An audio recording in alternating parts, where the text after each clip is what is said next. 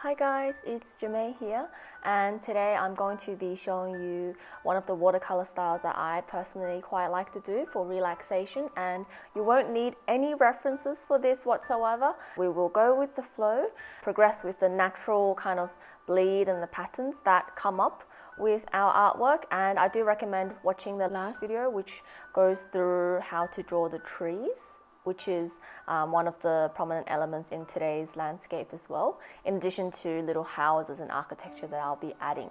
We will be needing nice thick watercolor paper, so I've got a 300 GSM watercolor paper. Feel free to experiment with different colors and always go with the flow, because every time we do this artwork, it will be different. And every time I've come back to these artworks with different colors, I have come up with a completely different landscape. So without further ado, let's get started.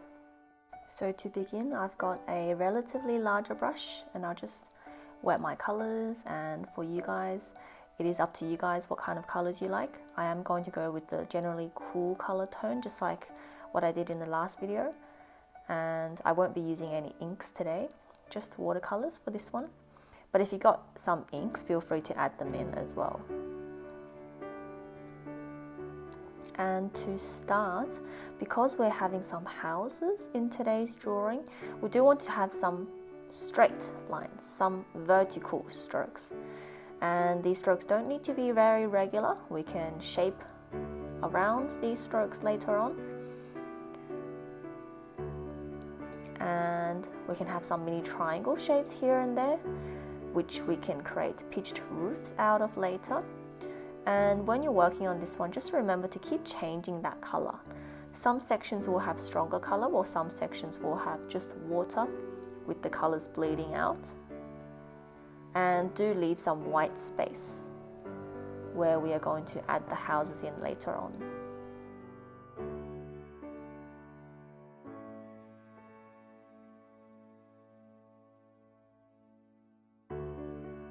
We can darken these spaces. And with the water control, I want to say the paper should be generally glossy and not forming pools of water, not too many pools of water.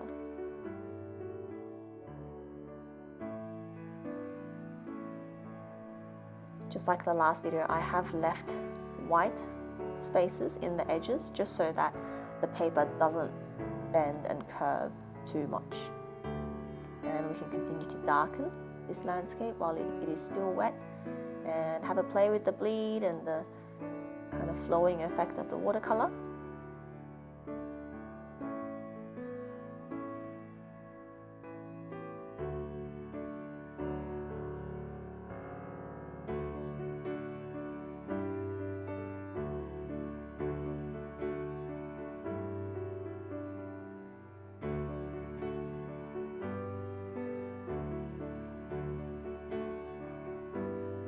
Similar to the last video, the uneven sections in the sky and the background will become where our trees and the foreground straight lines could be turned into the floor or different sections of steps later on. And I'll just show you here what some previous examples with inks look like. So this is ink plus watercolor.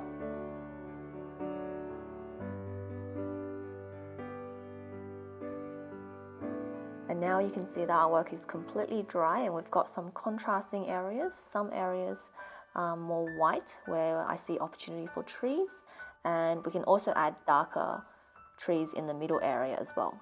And we'll start with the fine liner.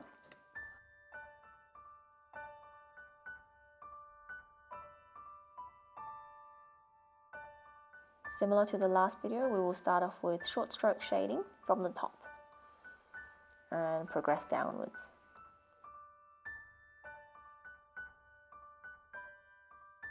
And progress all the way until you reach the bottom. And we can start to trace around the really fine edges of the watercolors as well. And we're going to continue doing this later on as well. So we'll be shaping at the drawing around the watercolor outlines. And we'll just continue completing the trees.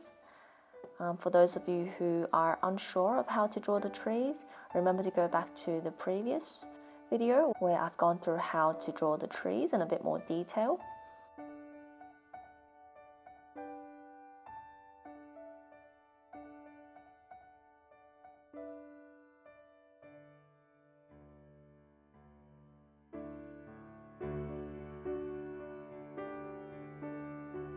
And do fill up all the way to the edges of any watercolor outline that you see. You may find that these shapes are very irregular, and these are the very unique opportunities that this kind of drawings will present. And again, I'm going to start from the left side, same thing, because I see a white patch that could potentially become the start of a tree.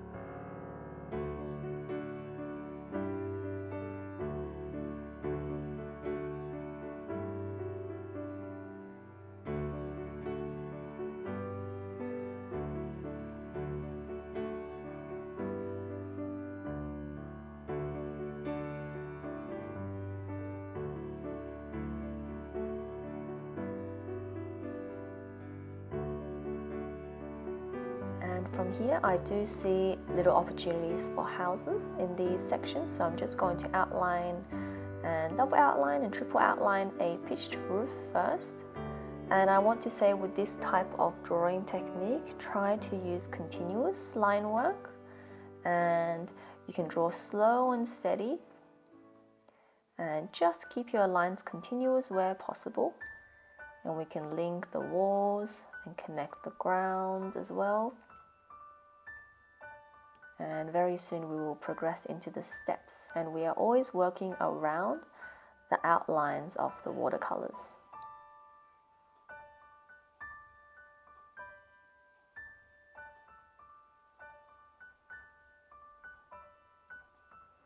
Almost a little bit like slow and steady squiggles or scribbles. And it's a very suggestive kind of landscape. We're not drawing the whole thing super clearly.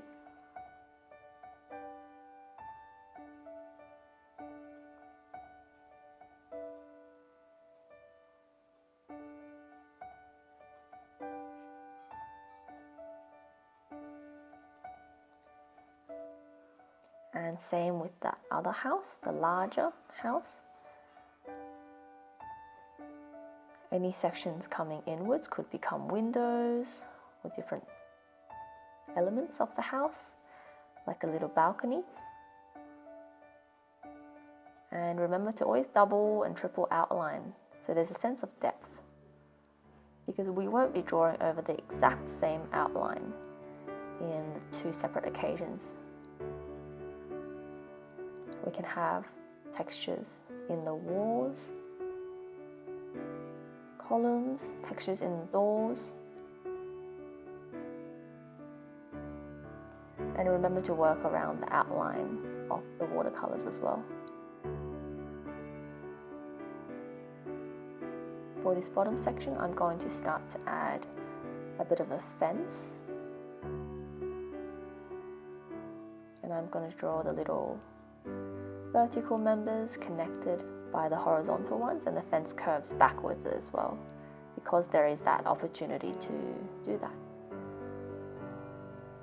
Continue tracing around the watercolor line textures, and I'm also going to add a darker tree in this center, in this dark blue patch in the middle.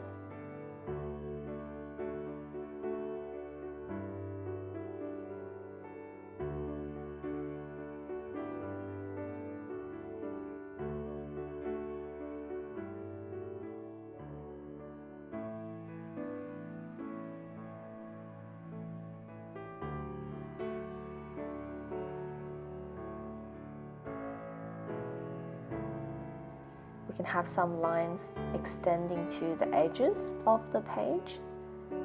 And from here, we're free to leave our painting as is, but I'm also going to show you how to add some white elements if you have drawn the trees on relatively darker patches of watercolor, and that is adding snow, white snow in contrast. And we're going to put those on the tops of the relatively large branches, like snow buildup, using a relatively smaller, thinner brush. Just a few dots would do.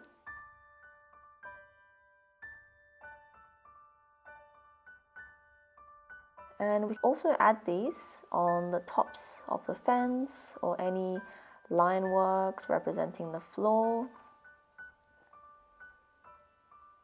And also the white, lighter colored trees as well, although they won't show up very clearly. Definitely on the roofs of houses as well. And that gives some nice contrast to the overall artwork.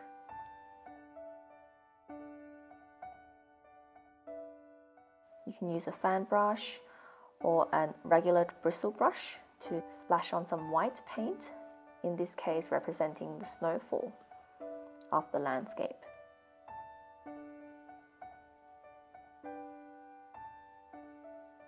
For larger snow patches, add slightly more water into the mixture.